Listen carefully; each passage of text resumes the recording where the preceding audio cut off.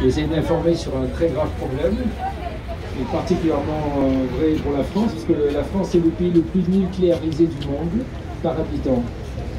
Et les centrales nucléaires sont des bombes à retardement qui pourraient rendre invivables des territoires immenses pour des milliers d'années. Vous voyez, c'est pas un petit sujet, quoi.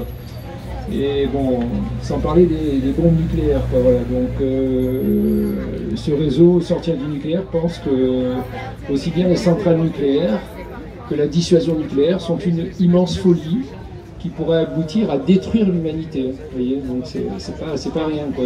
J'étais la semaine dernière à l'AG, l'Assemblée Générale de l'Association du réseau sortir du nucléaire, qui nous faisait prendre conscience que les centrales nucléaires actuellement sont très vieilles, et c'est-à-dire qu'il y a des problèmes de corrosion des cuves qui contiennent les produits radioactifs, et donc on devrait arrêter les centrales nucléaires. On est vraiment dans une situation de danger extrême. S'il y a une centrale à côté de Lyon, si elle explose, il faut évacuer Lyon. Vous voyez, il y a des centrales.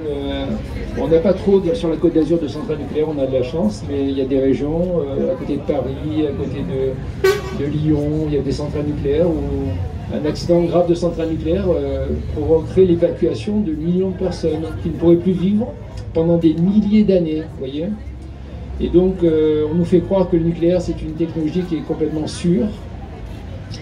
Et en fin de compte, il y a des gens qui disent que c'est vraiment de la folie, quoi, parce qu'on fabrique des déchets nucléaires qui sont extrêmement dangereux, quoi, et pour des milliers d'années. Vous voyez, voilà, c'est une folie pour certaines personnes qui ne sont pas n'importe qui sont des gens très intelligents, des ingénieurs, des polytechniciens qui pensent que le nucléaire est une folie, quoi, voilà. Et en France, malheureusement, cette conscience est très peu développée, quoi. On n'a pas du tout conscience de la folie que constitue la technologie nucléaire et même le fait de posséder des armes nucléaires. Parce que la dissuasion nucléaire, on imagine tuer des millions de gens, des millions de civils innocents pour soi-disant préserver la paix. Vous voyez, mais c'est complètement fou, quoi. Et il y a un pays dans le monde qui s'est rendu compte de cette folie et qui a supprimé sa dissuasion nucléaire. C'était à la fin des années 1990, en 1997 exactement.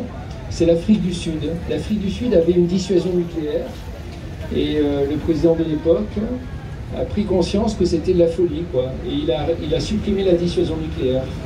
C'est le seul exemple d'un pays qui a supprimé cette dissuasion nucléaire.